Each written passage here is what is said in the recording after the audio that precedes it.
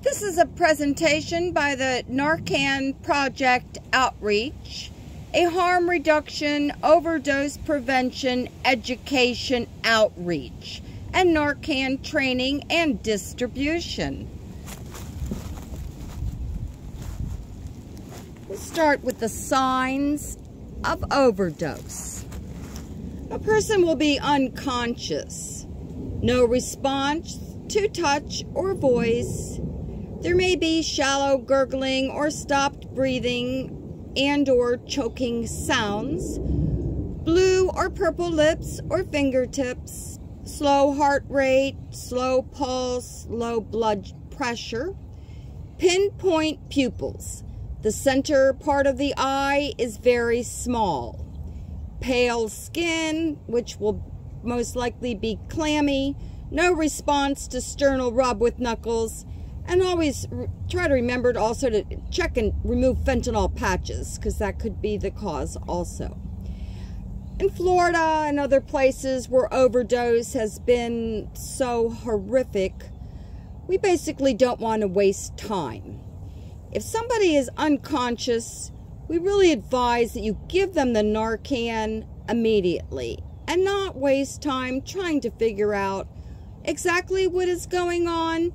Nowadays, the drug crisis has gotten even more complicated, and not all overdoses will respond to the Narcan. For example, if it was just a methamphetamine overdose.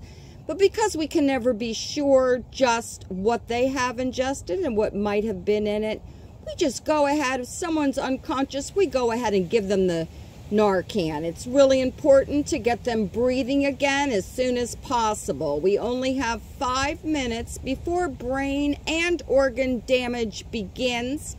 And it's estimated that only around 20% of this country's overdoses are lethal. So that leaves us at over 500,000 people a year now in the United States are surviving overdoses, and many of them will have permanent brain and organ damage, and I have been meeting more and more of those young people in Tampa Bay. Just so you know, it's really important to get that breathing started again as soon as possible. So when we're using Narcan, we're going to lay the person on their back and check nothing is in their mouth. Put a hand behind their neck. Tilt their head slightly back just to make sure that their airway is open, supporting the neck with your hand. You'll use one Narcan. Open the package, insert fully into the nostril to where your fingers touch the bottom of the nostril, and then we apply with one quick, firm push. No testing, no half dose for even a child or anything like that. The product does not work correctly unless it's used by using one firm push. Peeling back the package, holding with the thumb on the bottom, 2 fingers on the nozzle. Placing and holding the tip of the nozzle in either nostril, it does not matter if they are congested, until your fingers touch the nose. Then we'll press firmly, no testing. It takes 2 to 3 minutes for the Narcan to take effect, and it has a 30 to 90 minute duration. Ideally, well, if we had more than one person responding to the overdose, we would have one person immediately go to rescue breathing before we even use the Narcan, because it is so critical to get that person reoxygenated. If there is nobody that is willing to do the rescue breathing, we'll put them in the recovery position, which is the left side, left hand supporting the head, the right arm and the top arm and knee bent to prevent rolling. We have them in this position to make sure that they're not going to aspirate vomit in case they do vomit, which may be likely in an overdose. If there's no response within 2 minutes, we use the box says 2 to 3. I don't believe in waiting because of the critical nature. It just depends. There's different opinions on this. For myself, I would use the second dose within 2 minutes. using it in the other nostril. We give additional doses, alternating nostrils every 2 to 3 minutes. I was told that there was a kid that needed 12 doses. I can't confirm that. That was just told to me. So we're going to call 911. An overdose can return and more may be needed with the fentanyl poisoning being and fentanyl being so strong. We may need many doses of Narcan.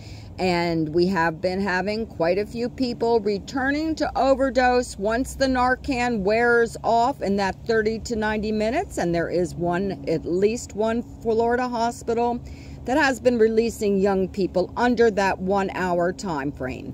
So I now train people that you go to the hospital with your person to be their advocate and to help keep them safe and out of harm's way of bullying or being neglected. Rescue breathing may be used if there is no Narcan at all or if we run out. Rescue breathing is 1 breath every 5 seconds. The person will be in the same position. We'll lay them on their back, tilt the head back, clear the air passage with the hand behind the neck. We'll pinch their nose, open their mouth, then we give them 2 quick breaths, then 1 breath every 5 seconds. Their chest should rise. You'll want to check to make sure that you are using the rescue breathing properly and it is working. You'll perform this while you're waiting for the Narcan to take effect, or if you run out of Narcan or do not have Narcan, you can keep someone alive with just the breath, even without Narcan. For children, we'll call out to them, place hand on their forehead, tap the chest. If no response, tilt chin, look and feel for breathing, give 2 quick breaths, check the carotid pulse for 5 seconds. Then we're going to give 1 breath every 3 seconds as opposed to 1 breath every 5 seconds for adults. We're going to continue to check for breathing and pulse every 2 minutes. With the synthetic opioids, fentanyl and carfentanil fueling the spike in overdose, it's highly likely that it may take more than 1 dose, and also that the overdose will return when the Narcan wears off. The Good Samaritan law covers any overdose first responder. It was passed to encourage people to call for help during an overdose without fear of arrest, and there is usually someone there in the majority of overdoses, but 50% of the time people are afraid to call. So this Good Samaritan law means the protection is extended to people on probation, parole, and pretrial release. With fentanyl poisoning or contamination fueling the overdose epidemic, fentanyl is 50 to 100 times more potent than morphine. Carfentanil is even stronger. Fentanyl is now common in cocaine and methamphetamine, and we even find that a lot of people are ending up being addicted to the fentanyl in another drug without them even realizing that they are addicted to the fentanyl in addition to maybe a stimulant such as cocaine and methamphetamine. So we always give the Narcan. We don't care what kind of drug is their preferred drug of choice. We're just going to give them the Narcan and hope that it was an opioid and the Narcan will work. Fake pharmaceuticals are now being made with fentanyl, so it could look like anything. The imitation Valium, Xanax, even we had some kids in St. Pete overdose on dye from the ecstasy that was fentanyl, and also joints that were made with the spice synthetic cannabinoids laced with fentanyl in Tampa. Some young people died from that. When a person overdoses from fentanyl, it means that they've probably taken a huge dose. So know that we may need more than 1 dose, and that it's highly likely that it would return once the Narcan wears off.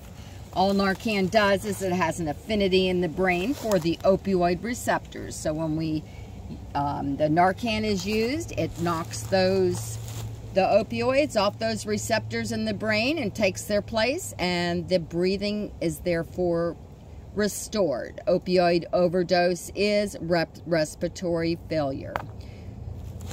Why overdose may also occur. Basically, any child, adolescent may get into a medicine cabinet. It's always been this way, and children have always been overdosing on even over-the-counter drugs. So why people haven't cared more about children, I have no idea. Animals can even overdose, and we have had a lot of animals overdose. Just consider that dogs basically will get into and eat anything. You have tons of poison drugs out in our public now, and dogs are getting into them and overdosing.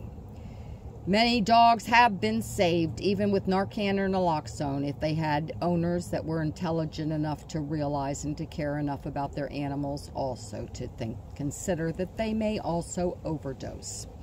Elderly or others with memory problems can easily get confused and take too much, and can even overdose with using fentanyl patches is not even uncommon. I was recently told of a young woman that accidentally did from her own prescription fentanyl patches used at wrong timing. Someone may also spike a drink or food or another substance, and this happened up at WVU in Morgantown. 3 young girls were given a date-rape drug in a bar, and it ended up being fentanyl, and they overdosed.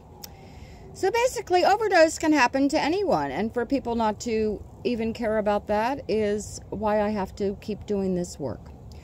All we need to know is that this is an epidemic, and that Narcan actually saves lives. If you don't have the Narcan, you get to watch someone die. And I've trained a ton of young kids in the Tampa Bay and Sarasota area who have watched their loved ones die because no adult ever even bothered to train them so that they wouldn't have to be traumatized again.